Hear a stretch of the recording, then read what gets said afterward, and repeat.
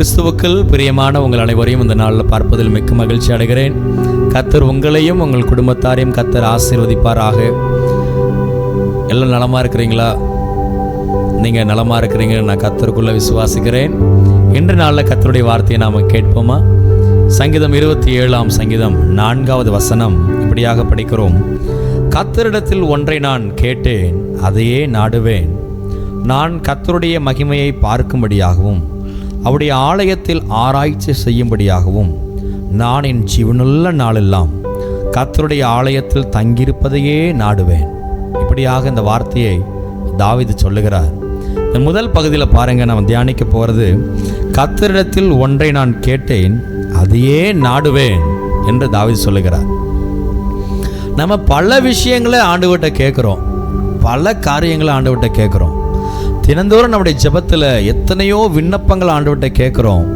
ஆனால் கர்த்தர் பதில் செய்யலை, கர்த்தர் எனக்கு அதில் நன்மையை கொடுக்கல, கர்த்தர் என்னுடைய ஜெபத்திற்கு பதில் செய்யலைன்னு ஒரு சோர்வு, இன்னும் நன்மை செய்யலையே. எத்தனை நாட்கள் நான் ஆண்டவர்கிட்ட கேட்கிறது, எத்தனை நாட்கள் நான் ஆண்டவர்கிட்ட போராடி கேட்கிறது, இன்னும் எனக்கு செய்யவில்லையே, இன்னும் எனக்கு அற்புதம் நடக்கவில்லையே என்று சில நேரத்தில் நம்ம சிந்திப்பது உண்டு. ஆமென். ஆனால் தாவீது சொல்லுகிறார், கர்த்தரிடத்தில் நான் ஒன்றை கேட்டேன், அதையே நாடுவேன். அப்படி என்றால் திரும்ப திரும்ப திரும்ப திரும்ப மீண்டும் மீண்டும் மீண்டும் மீண்டும் நாம் அந்த ஒன்றை கேட்டுக்கொண்டே இருக்கணும் என்று தாவீது நமக்கு வலியுறுத்துகிறார். அல்லேலூயா. பாருங்கள், தாவீது ஒரு சங்கீதத்தை சொல்கிறார், நான் இன்னும் துதிப்பேன்.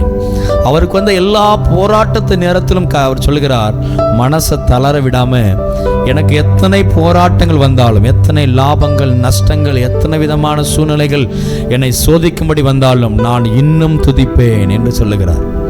அதே போலதான் பாருங்க, நான் இன்னும் கேட்பேன், நான் ஒன்றை கேட்பேன், ஒன்றை தேடுவேன், ஒன்றை கர்த்தரிடத்தில் கேட்பேன், அதற்கு கர்த்தர் பதில் செய்யும் வரை நான் அதையே நாடுவேன். என் ஜீவனுள்ள நாளெல்லாம் கர்த்தருடைய ஆலயத்திலே தங்கியிருப்பேன் என்று தாவீது சொல்லுகிறார். ஆமென். அதனால நீங்க நீண்ட நாளா ஜெபிச்சிட்டு இருக்கிறீங்களா? நீண்ட நாளா ஒரு காரியத்தை கேட்டுக்கிட்டு இருக்கிறீங்களா? கர்த்தர் சொல்லுகிறார், நான் செய்யும் நாள் இதோ சீக்கிரம் வருகிறது. ஒரு குட்டி சம்பவம் சொல்கிறேன் பாருங்க. ஒருவன் புதையல் எடுக்கும்படியாக ஒரு நிலத்தில் தோண்டுகிறான். தினம் தினம் தோண்டிக்கொண்டே இருக்கிறான். ஆழம் போய்கொண்டே இருக்கிறது. 10 அடி 20 அடி 30 அடி என்று ஆழங்கள் போய்கொண்டே இருக்கிறது. அவன் அந்த பொக்கிஷத்தை முத்துவை எடுக்க வேண்டும் என்று கிட்ட போய்கொண்டிருக்கிறான். ஆனால் அந்த முத்து சீக்கிரம் அவன் கை கிடைக்கிறதுக்கு இன்னும் ஒரு சில அடிகள் மாத்திரமே இருக்கிறது. அவன் தோண்டினால் கிடைக்கும். ஆனால் அவன் எவ்வளவு தோண்டிவிட்டேன், இன்னும் கிடைக்கவில்லை என்று அவன் திரும்பினால் அது அவனுக்கு எவ்வளவு நஷ்டமாக இருக்கும் பாருங்க. இவ்வளோ நாட்கள், இவ்வளவு ஆண்டுகள், இவ்வளவு நேரத்தை ஒதுக்கி அவன் தோண்டின அந்த குழியின் கீழே இன்னும் சிறு சிறு அடியில் அந்த பொக்கிஷம் இருக்கிறது, மறைந்திருக்கிறது. ஆனால் உள்ளத்தில் இருக்கிற சோர்வினாலே, உள்ளத்தில் அவனுக்கு வந்த பல கேள்வியினாலே, உள்ளத்தில் அவன் சிந்தனையிலே அவனுக்கு வந்த பல கேள்விகளினாலே அவன் பின்வாங்கி விடுகிறான். நாமும் சில நேரத்தில் பின்வாங்குறோம். கர்த்தர் பதில் செய்யலை, கர்த்தர் இன்னும் கொடுக்கலன்னு நம்ம பின்வாங்குறோம். அதனால் தகப்பன் இன்னைக்கு நம்ம வாக்கு கொடுக்கிறார், உங்கள் ஜெபங்களுக்கு கர்த்தர் சீக்கிரம் பதில் செய்ய போகிறார். சீக்கிரம் உங்கள் பொக்கிஷங்களை நீங்கள் பார்க்க போகிறீர்கள். சீக்கிரம் உங்களுக்கான நன்மைகளை நீங்கள் பார்க்க போகிறீர்கள். நம்புங்கள், விசுவாசியுங்கள், கர்த்தர் உங்கள் பக்கத்தில் இருக்கிறார். இந்த காலை நேரத்தில் கர்த்தர் உங்களுக்குள்ளாக புதிய விசுவாசத்தை துவங்கியிருப்பார் நம்புறேன். தாவீது சொல்கிறபடி பாருங்கள். ஆமென். கர்த்தரிடத்தில் ஒன்றை நான் கேட்டேன், அதையே நாடுவேன். எதை கேட்குறீங்களோ விடாதீங்க. திரும்ப திரும்ப திரும்ப அதையே கேளுங்க. திரும்ப திரும்ப அதையே பாருங்க. திரும்ப திரும்ப ஆண்டவர்கிட்ட போராடி கேளுங்க. கர்த்தர் உங்களுக்கு நன்மை செய்ய வல்லவராக இருக்கிறார். நாம் ஜெபிக்கலாமா? பரலோக பிதாவே, இந்த நாளில் எங்களுக்கு கொடுத்த இந்த வார்த்தைக்காக நன்றி.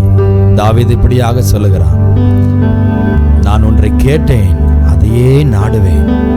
கர்த்தரிடத்தில் நான் கேட்கிறேன், என் அப்பாவிடத்தில் கேட்கிறேன், என்னை படைத்தவரிடத்தில் கேட்கிறேன், என்னை உருவாக்கினவரிடத்தில் கேட்கிறேன், என் குடும்பத்தை வாழ வைக்கிறவரிடத்தில் கேட்கிறேன், நான் அதையே நாடுவேன் என்று தாவீது சொன்னபடியே நாங்களும் எங்கள் ஜெபத்திலும் எங்கள் வேண்டுதலிலும் நாங்கள் ஒன்றை உம்மிடத்தில் கேட்கிறோம். நீர் மறு உத்தரவு, நீர் பதில் செய்யும் வரை, நீர் அற்புதம் செய்யும் வரை நாங்கள் இடத்தில் கேட்டுக்கொண்டே இருப்போம்.